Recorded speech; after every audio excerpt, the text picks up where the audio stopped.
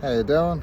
Not sweat-soaked like I normally am in my morning runs, but this morning, because I'm about to go roll, then I'm just going for an easy walk beforehand. An interesting distinction, I was watching a Gordan video this morning while I was having breakfast, and he drew an interesting contrast or difference between being an instructor and being a coach. And it's not something I'd really thought about before, and for most people it probably makes no difference, but it was interesting that he referred to as an instructor who doesn't take a long interest or a large interest in his students off the mat, literally just turns up, teaches the techniques, there we go, bow out, done, out the door, all good. And whereas he refers to a coach who is somebody who, for example, will help guide the students' lives. They see them coming in looking a bit disheveled, they take an interest in their personal life, you're looking after yourself, you're eating well, what's going on with you, things okay at home, stuff like that. And if that's the case, then I would consider myself a coach. I can't help but, especially with, and it's not even long-term students. If a student's been on the mat for a week or two and they just look off or they seem distracted in some way, I'll ask them. I'll be like, hey, are you okay? You look a little bit distant today, are things okay?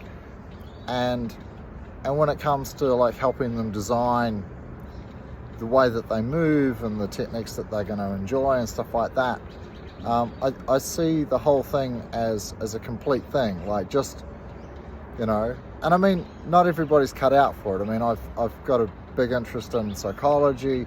I've been fascinated with how humans think and move and the reason why we do things since I was very young. And I can't help but take an interest in the people off the mat a little bit. I don't hang out or socialize with them or anything like that, but certainly I'll ask them if things are okay, and if things are not okay, do you want to chat after class for like 10 minutes and have a little chat to them about things, maybe offer some friendly advice and stuff like that. A lot of people come into jiu-jitsu are what I would describe as loners, not terribly social, often socially awkward, and again, not terribly confident people, edging towards a little insecure, which is why many of us start martial arts or start jiu-jitsu in the first place, is to boost our self-confidence, and increasing our personal safety for sure does that. So it was just an interesting differentiation that Gordan made about the two. I